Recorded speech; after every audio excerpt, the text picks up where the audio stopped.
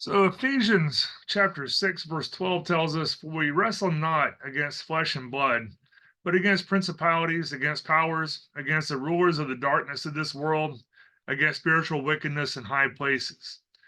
Now, last week we started looking at some forewarnings that were given to Israel, but they also applied to the United States as the embodiment of the New Jerusalem. Now, you may ask, how does this apply to me? And if you don't live in the United States? For those who do live in the United States, it's obvious how this applies. But it applies to you because we're approaching the end of the events that are spoken of in the Bible, and they will affect the entire world. Now, some things are given specifically to Israel, and other things are given to the world, and some are specifically given to the nations.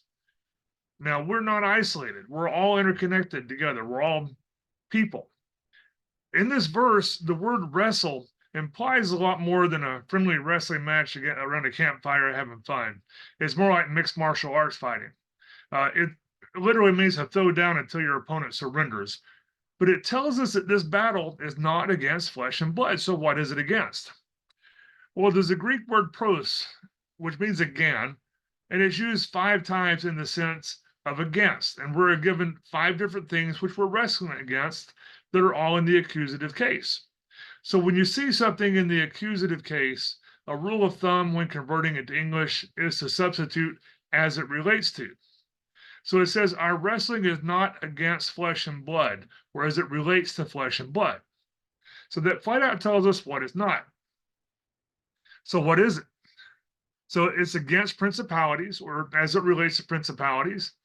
It's against powers. It relates to the rulers of the darkness of this world. And it's against spiritual wickedness in high places. And it relates to, well, there's actually 5 times in this verse that again is used, but only 4 things are listed. Why is this? So the King James Version is the translation I prefer. However, it does have some problems. Usually the problems are simply that words have changed meaning since it was translated. However, the translators were given a list of rules that they had to follow, even if they disagreed with the translation that resulted from those rules. Now, we can read their notes. We're not going to do it here. But if you want a list, I will link them to my website, www.hopeofglory.net later, and you can download it there. Now, one of the rules that they were given is that they were not permitted to translate anything in such a way that might possibly make the king look bad.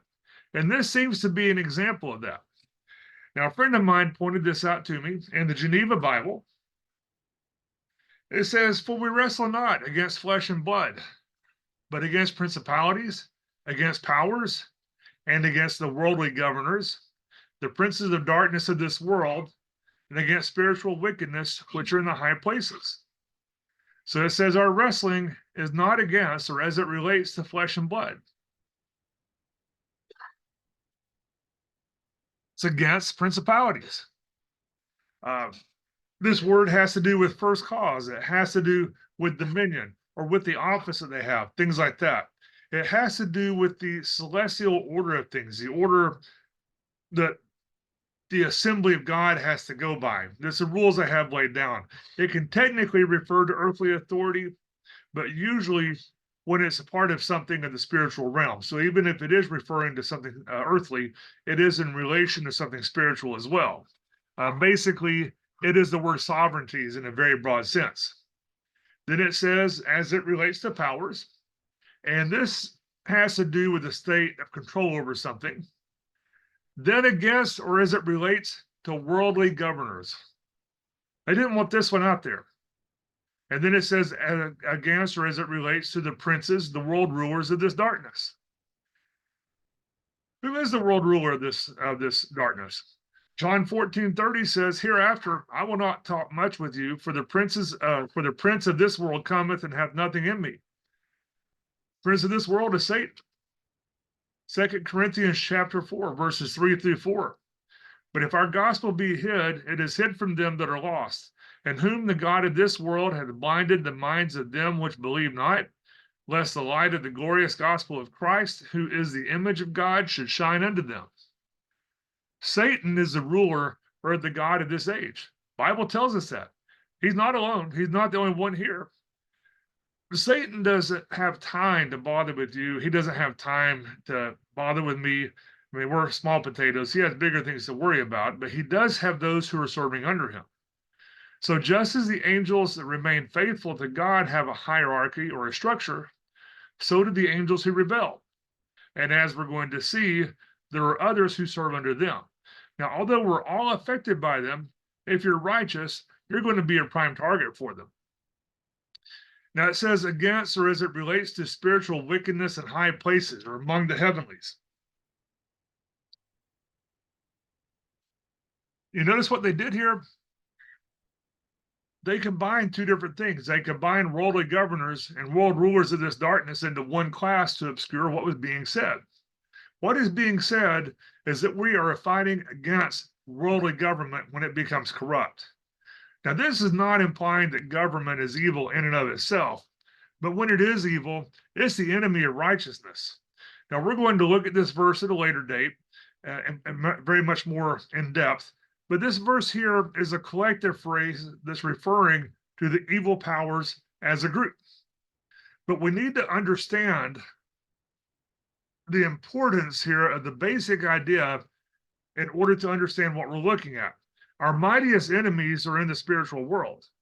It's not in the physical world. I mean, we may have people in the physical world that are causing us problems, but our main enemies are in the spiritual world. But the leaders of the world may be allied with, they may be influenced by, or they may even be possessed by these spiritual enemies.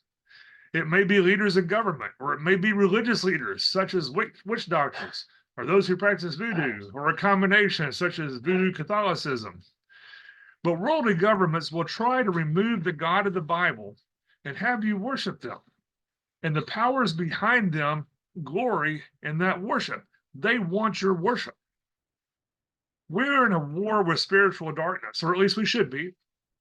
If we're living lives of faith, then we're going to be at war with these beings.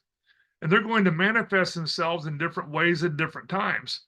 But they're all under the central authority of Satan and his delegated powers in the spiritual realm. There are those who teach that Satan is not real and that he's just an idea within the church. I don't mean outside the church, within the church. They will preach and they'll teach that Satan is not real. But make no mistake about it, he is real. The fallen angels are real, and demons are real. So why do preachers and teachers avoid teaching on Satan and demons? They'll talk about angels watching over you. They'll talk about positive rewards, all the good stuff, but why do they avoid the things that we should be most concerned about? Demons are all throughout the Bible. In the Old Testament, sometimes they're called evil spirits, they're called princes, or sometimes they're mistranslated as devils in the New Testament. But a large part of the ministry of Jesus was against demons and helping those who were possessed by demons. So if we are to fully understand them, then we need to start at the beginning. The Bible doesn't spell out specifically what demons are. However, it does tell us what they're not. And then it gives us enough clues to figure out what they are. So we need to understand, first of all, that demons are not fallen angels. In 2 Peter chapter 2, verse 4, for if God spared not the angels that sinned, but cast them down to hell, and this is the word Tartarus here, this word for hell, and delivered them in the chains of darkness to be reserved in the judgment. This is an interesting word that Peter uses in this verse. It's translated as cast them down to hell, but this is not Sheol, Hades, or Gehenna. It is Tartarus. It's a term that is borrowed from Greek mythology, but it is used to refer to the lowest pit of the world of the dead that's used for punishment. It's the lowest pit of hell. But it's used as a verb. Basically, this says he is Tartarusing these angels. Doesn't make sense, but in English, but that's what he's saying. He is Tartarusing these angels. The word is used only here, and is used in the book of Enoch, and it's only referred to in relation to fallen angels. Now, it says that they're in chains, and this could be either literally or figuratively. I think figuratively they're chained up, but it could be physical. And they're reserved in relation to judgment. And it tells us they sinned. What kind of sin does an angel commit? Jude chapter 1, verse 6, and the angels which kept not their first estate, but left their own habitation, he hath reserved in everlasting chains under darkness under the judgment of the great day. And this word for everlasting here is aidios. It's different than what is usually translated as everlasting. But what is their first estate? Their estate is their sovereignty. It's where they belong. It's where they had dominion. It literally says that they left their own home. Their home's in heaven. But God has reserved them in chains. And the word translated as everlasting is better translated as imperceptible or existing outside of time. So they're being held as it relates to the judging of the great day. So what is the great day? It's the day that's coming that some of us are more excited about than others, or at least we should be excited about it. But that day is getting closer minute by minute. So these passages imply that some fallen angels are bound, but we know that some are free. How do we know that? Because Satan still has dominion over this world because man failed. He has to have a staff, so to speak, if he's to operate. Now, extra biblical sources, such as the Book of Enoch, they state as much flat out. But logic also tells us that Satan himself is still rolling about and is still roaming about, and he still has access to the throne room of God. He is still the God of this age, and we fail to warn people of this. We should be warning people about this every day. So why would God allow this situation to exist like that? Well, there's an order to things. Satan was once a beautiful and powerful being. Well, he still is. He's very charismatic. He's appealing. But he is part of God's order. Man was created to rule the world, but man fell, so Satan is still in control. And he has to have those who serve under him in order to do his bidding. And sometimes evil can serve God's purposes. Now, when we're talking about evil, we need to define what evil means. The simplest definition of evil is oppression, although the complete definition is a little bit broader than that, but we can even oppress ourselves. Now, without evil or without darkness, we would not be able to perceive and appreciate the good or the light. Leviathan, which is the embodiment of evil, even serves God's purpose. And it's interesting to note when you study Leviathan that the name Rahab, as in Rahab the harlot, means Leviathan. And Leviathan can be a being, can be a group, or it can be a force. So God did not create evil, but God will use evil for his perfect purpose. Satan is roaming free and the fallen angels are free, and we're at war. Now, many, or perhaps most preachers and teachers, when they find something weird in the Bible, they're just going to skip over it, or they'll say that's just a mystery. What God has shown to me is if we see something in the Bible that's weird, instead of skipping over it, we should be paying closer attention to it. In Genesis chapter 6, verses 1 through 4, it says, "And it came to pass, when men began to multiply on the face of the earth, and daughters were born unto them, that the sons of God saw the daughters of men, and that they were fair. And they took them wives of all which they chose. And the Lord said, My spirit shall not always strive with man, for that he is also flesh. Yet his days shall be 120 years. There were giants in the earth in those days, and also after that, when the sons of God came in unto the daughters of men, and they bare children to them, the same mighty men which were of old, men of renown." Now that's weird. Now, there are those who try to explain away this passage as saying that this is referring to the godly line of Seth intermarrying with the ungodly line of Cain. And that makes no linguistic sense in the grammar itself, nor does it make sense in any kind of logical sense. Now, why some people may have children who act like little monsters sometimes, they don't literally manifest physical monstrous aspects just because we have children with the wrong person. So this phrase, the sons of God, is always used in the Old Testament to refer to created beings. Now, in the New Testament, that shifts a little bit, and it shows that we can become sons of God, but that comes later. We're in the Old Testament right now. So sons of God are always created beings, usually as angels. But in the genealogy of Jesus in Luke chapter 3, it says there is so and so who's son of such and such, and it goes on down and it ends with Adam, son of God. A son of God is always a created being, and in this context here in Genesis, it is referring to angels. So, what was it that Jude tells us? It says, the angels which kept not their first estate, but left their own habitation. So, these angels, they saw the daughters of men and they found them to be fair. They said, man, these women, they're hot. They took these women. It says they took wives, but there may not be a marriage involved. There's only a physical union. Well, what happens? In Genesis 6:4, it says there were giants, and this is the word Nephilim. There were giants in the earth in those days, and also after that. When the sons of God came in unto the daughters of men, and they bare children to them, the same became mighty men, this is the word Gibborim, which were of old, men of renown. So this word that is translated as giants is the word Nephilim in the Hebrew. Some people pronounce it Nephilim. I've always heard it Nephilim. But the Septuagint, which is the Greek translation of the Hebrew, it uses the word gigantes, which means earthborn.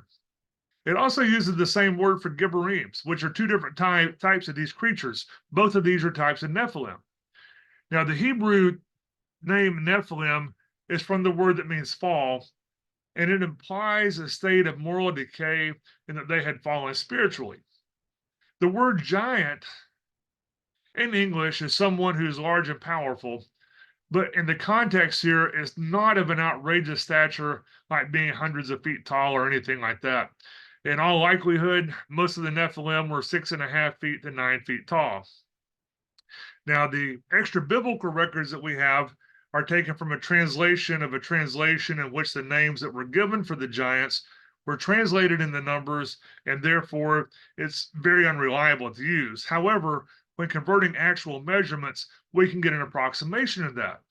And to give an idea of how large these beings would have been, I have a friend of mine here, a friend of myself here with a friend of mine, and he is about the height of an Israelite at the time, and I would be on the bottom end of who the giants were. So that kind of gives you an idea of the height spread on that.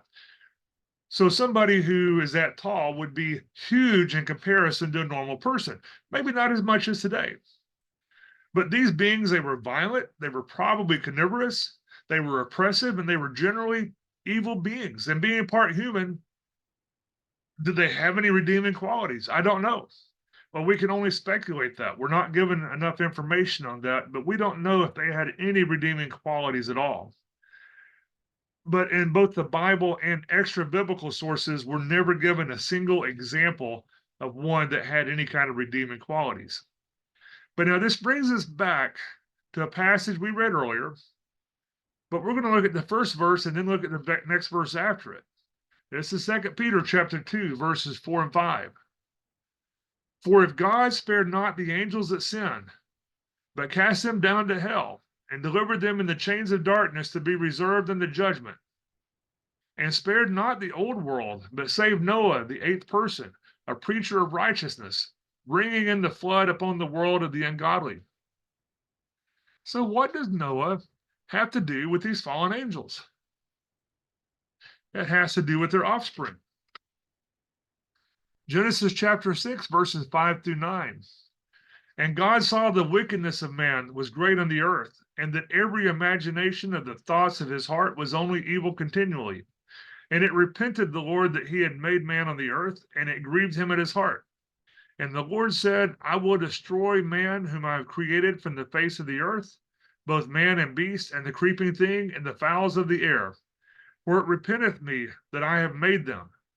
But Noah found grace in the eyes of the Lord. These are the generations of Noah.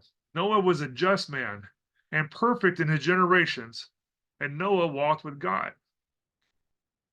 So in Genesis 6:4, we saw that these fallen angels had children with human women, and they were evil monsters. So God determined to use a flood to destroy all life from earth in order to cleanse it from this wickedness. Now, the people on the earth, both humans and the hybrids, they were having a good time. They were fornicating, they were partying, having the time of their lives. And seriously, if you study what was going on, it was tremendously evil, but they loved what they were doing. They were having human sacrifices, cannibalism, they were torturing people. These are generally things that just made a reappearance over and over and over. And we still see these things going on today. And sometimes I have to wonder just how much longer God is going to put up with us. But it says here that God had repented that he'd made man. And make no mistake about it, God is omnipotent and he knew what would happen. But it means that it grieved his heart that it happened. Man had free choice, and this is how lessons are learned. But Noah found grace in the eyes of God. It says he was perfect in his generations, and this means that his bloodline was pure human. His DNA was untainted with Nephilim DNA. Now we know that Noah preached for 120 years. And this passage that we read earlier in 2 Peter tells us that he was a preacher of righteousness. He was a herald proclaiming justice, or he was proclaiming righteousness. That's what I am. That's what you are. And when you're not seeing results of your preaching, remember that Noah preached for 120 years, and his only converts were his immediate family, his wife, his 3 sons, and their wives. God may have you preaching in a desert. When we're in a world where everyone is fallen and they're having too good of a time to listen to righteousness, or they're too hopeless to believe in righteousness, or their hearts are just simply hard, God has called us to be faithful in preaching, but he has not called us to get results. He will get the results that he wants in order to glorify his name, but we are to be faithful. So after the flood, all the Nephilim are dead. So the earth has been cleansed, right? Well, back in Genesis chapter 6, verse 4, the first part of it says, there were giants in the earth in those days. And also after that.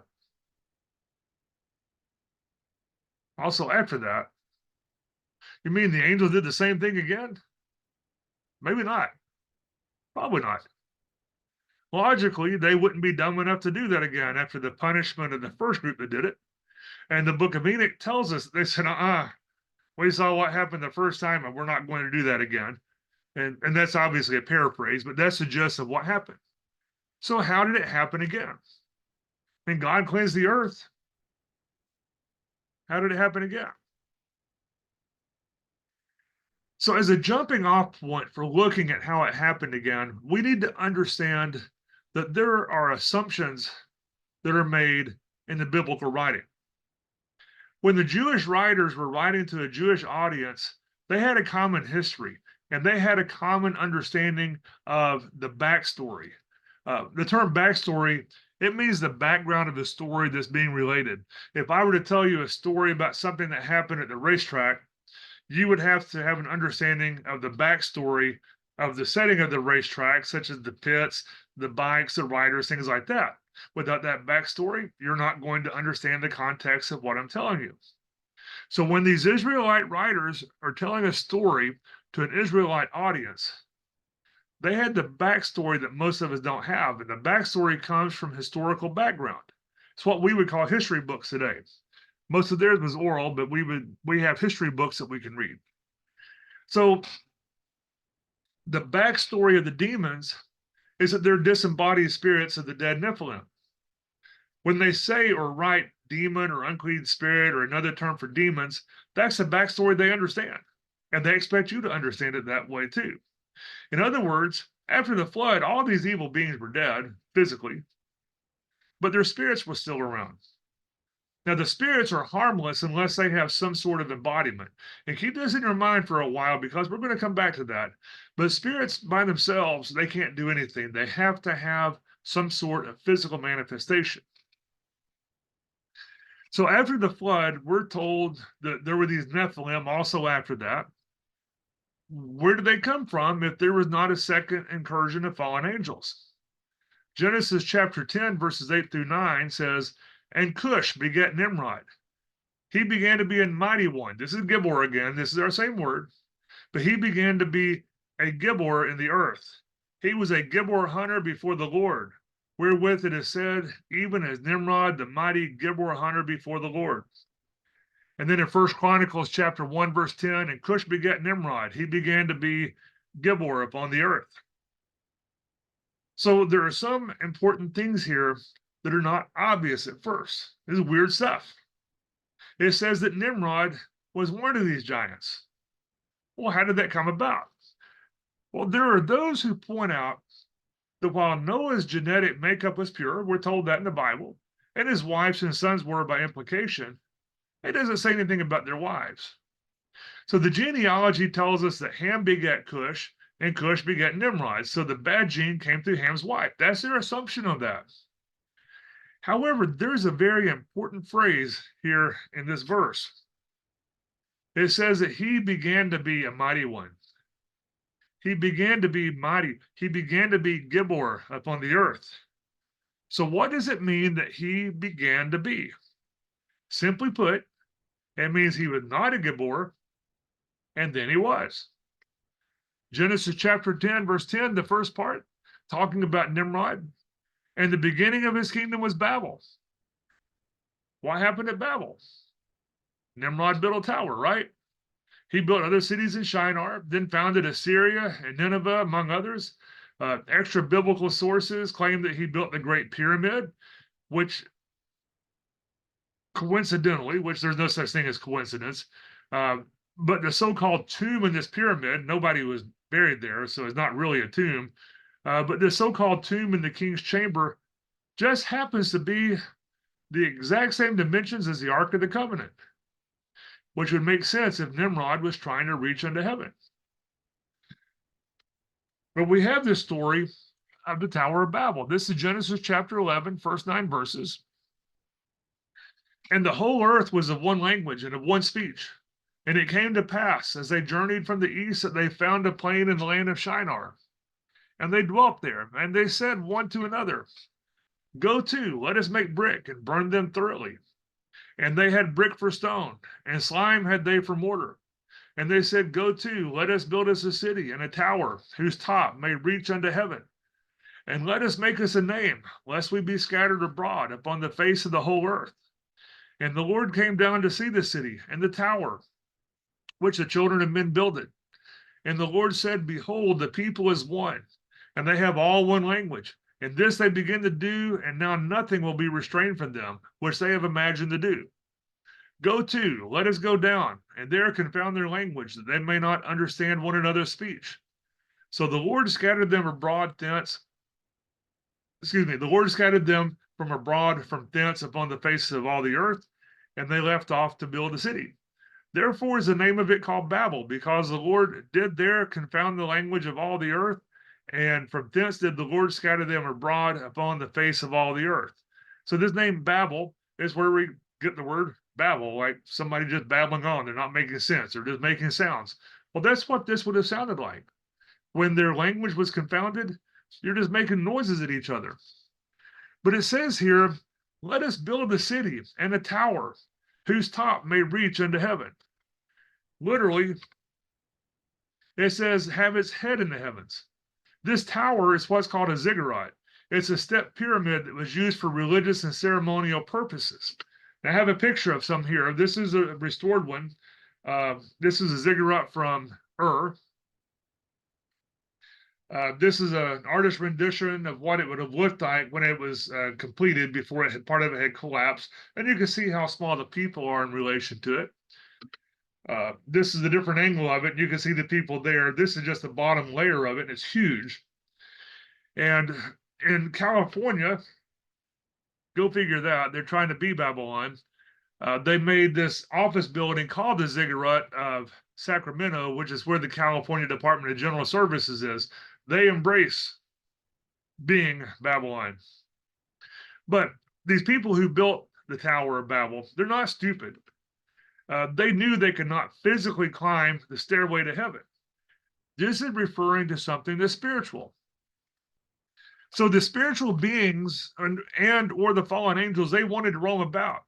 They were in chains of darkness. They were disembodied. They were powerless without embodiment. Nimrod and his buddies, they were voluntarily possessed by these demons who promised them great power and wealth. These demons didn't come along and take them on forcefully. They said, "We want what you've got to offer to us." And we know from biblical records and from history both that demon possession can change a person physically. It says they became Gibberim. They became these giants. They became oppressive. They founded great cities. And they became mighty hunters. They became hunters of men before the Lord. Now, Gibberim can be killed physically. Israelite history teaches that Esau killed Nimrod. It was self-defense since Nimrod was trying to kill him, but Nimrod died. And we know about the demons that they took on for power. But what happened to their original spirits? Now, think about that. We don't have the answers. We're not given the answers, but it's something to think about. But because of his actions, Nimrod's name is forever tied to evil people and to Antichrist in type throughout the entire Bible. Now, these are not just fairy tales. These are serious stories that are given to us as warnings, yet preachers ignore them. They ignore anything weird. Ignoring these things put people in grave danger. And why does this put people in danger? Because we see these things happening today. We see people who practice witchcraft. They practice voodoo looking for power. You have people who are playing with astrology, yoga, other new age or modern paganistic things that a Christian has no business messing with. It's within the church. It's not outside the doors of the church. They bring it into the church. They have yoga classes inside the church. And have you ever seen the new age, the modern pagan presentation of Jesus that is so prevalent in churches today? He was conceived during the celebration of the sex goddess Ishtar and born on Baal's birthday or Nimrod's birthday. And people say, well, this is just tradition. That may be, but do you know the truth and what lies behind it? That's important. They teach that he promotes peace and opposes division. One of the most misquoted verses is Romans chapter 16, verse 17. You can look that up later. But people tell you that we're to avoid those who cause division. But then they leave off the part about the division by those who cause division contrary to sound doctrine. In other words, it's okay to cause division in order to keep sound doctrine. The Bible tells us that. In Luke 12:51, Jesus even states that he comes to bring division. He does not oppose division if it's godly division. They also teach that he promotes unconditional love and acceptance. And we are to love the sinner, but we're to hate the sin, and we are to absolutely reject open sin. And we're told today that that's just not love. You know, Jesus tells us to love one another. Just whatever they do, that's okay to do that. This new age Jesus uses smooth, non-offensive, vague, and really politically correct language. But yet he called people names. He said, "Oh, you generation of vipers." They try to say that he calls everyone his children. He does not. They teach that he doesn't require or doesn't expect repentance, holiness, obedience, faithfulness, just whatever you want to do. They teach that he judges no one. And the Bible does say there is therefore now no judgment, but another day is coming. And they will teach that he wants you to pursue your own will. Y'all just do whatever you want. We're all good, okay? Yeah, you just need to go out there and you need to just pray and have faith and you'll get rich. Send me your money. But he doesn't do that. He doesn't tell you to pursue your own will, but they'll tell you that he does. They'll tell you that he offers ideas and suggestions for a good idea to live, not commandments. And they teach you that he allows almost everyone into heaven where they all rule and reign. And they don't tell you who they rule and who they're going to rule and reign over, but everybody's going to rule and reign, and it's going to be one big party, and only the worst of the worst will go to hell. This is false doctrine. This is creating a false God that goes by the name of Jesus. They present this as Jesus. This is false religion, and this is dangerous. The people can be deceived. Governments want to be worshipped, and so many people are willing to worship them all for power and wealth. We have movie stars. The word star is even a reference to angels. People worship these people. Sorcery is condemned in the Bible, and the word sorcery comes from pharmakia. It has to do with drug use. It's condemned. This is key to open the doorway to demonic oppression. And there's others, but the Bible's full of them. But people don't know the Bible. We should be studying the Bible. We should be teaching the Bible. And for those who say that there is no such thing as demon possession, I challenge you to go with me to downtown Dallas outside the federal courthouse. There are a lot of homeless people there, and some of them are mentally ill, but there are also those who are demonized and even demon possessed, and you can tell the difference. Drug use is gateway, and that's how a lot of these people got started. And there are places like this around the world. You'll see these people in Port-au-Prince. You'll see them in Tokyo. You'll see them in China. You'll see them in India, Philippines, everywhere. That's why this is important, because the sons of God, they had the original 70 nations, but their descendants have now gone around the world. They're in your country. They're in my country. And that's why it is important to look at demons and prophecy as it relates to the United States. We were once blessed by God, but that blessing is running out. We're still the economic and military powerhouse for right now, and we should be helping the helpless, but we're not. The United States is the daughter of Babylon. It's the only nation that fits the criteria for that. Every nation and every people group is affected by what goes on here. We're all interconnected. Historically, the Europeans who first came here brought their desires with them, and often they brought their demons as well, and not always intentionally and not always accidentally. There are even those who believe that the name America is not named after Amerigo Vespucci like they teach us in school, but after a false god that was being worshipped in South America. When the Spanish first came here, they encountered natives wearing the sign of the cross, and they believed that they'd already been evangelized. But there are also those who believe that the sign of the cross is the mark of Cain, and maybe the descendants of Cain. In Deuteronomy chapter 32:8, says, when the Most High divided to the nations their inheritance, when he separated the sons of Adam, he set the bounds of the people according to the number of the sons of God. Now, this is another verse that seems to have been intentionally mistranslated, but this goes back far prior to the King James. It goes back about 2,000 years, and it was done for political reasons that are not important at this juncture, but we know that this happened. When God spread out the people across the earth, he divided the nations according to the sons of God, or according to the assembly of the Most High. And we see this idea in Daniel chapter 10, in which the angel came to him after fighting with the prince of Persia. But Michael, a chief prince, showed up, then the prince of Greece. These are all sons of God. They have territory, they have authority, and there is a hierarchy, and they have their children, the Nephilim, who have been placed in positions of power as well. They are the origins of the false gods. So the goddess is known as Ishtar or Astarte or Inanna, same person, just different cultures, was a false goddess. And that doesn't mean that she was false in the sense of being made up, but she was false as opposed to being true. And the same for the other gods and goddesses in the ancient world. No one ever worshipped a block of wood, but they would make and decorate an icon and pray for these spirits to inhabit the idol so that people could get power and wealth. Do we see the same thing today? These same spirits have returned. They're not new. They're the same ones. Men have manifested them, and they brought their friends with them. They're in every nation. Now, in the biblical sense, a nation is any people group, not necessarily the national boundaries that we recognize today. A demon can possess an individual. It can possess a family. It can possess a community. It can possess a church, a town, a city, an entire country. So the United States was founded as the New Jerusalem. So as a nation, we took on an extra burden of righteousness and we failed. Other countries were founded on slavery, some on greed, some on exploitation. Other ones were founded on liberty also. But evil has always crept in.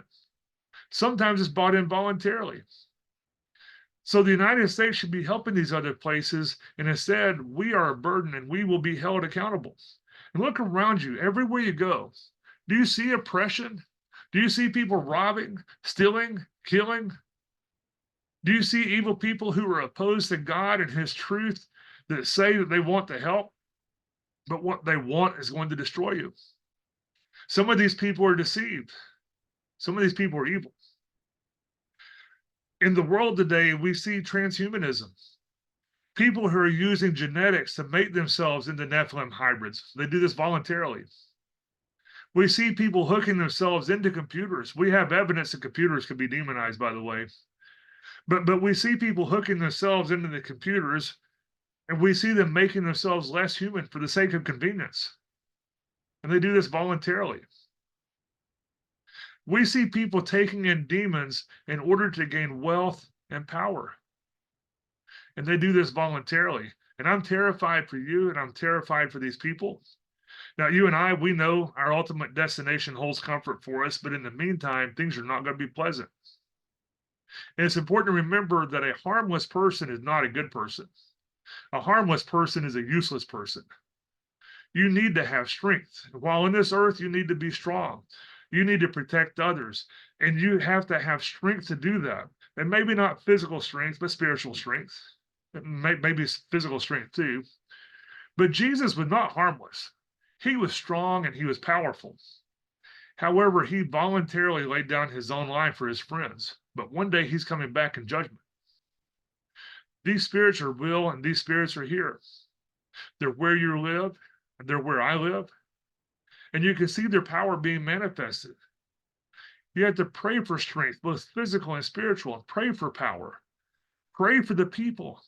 And as always, you pray for the peace of Jerusalem. Come, Lord Jesus, come soon. Amen.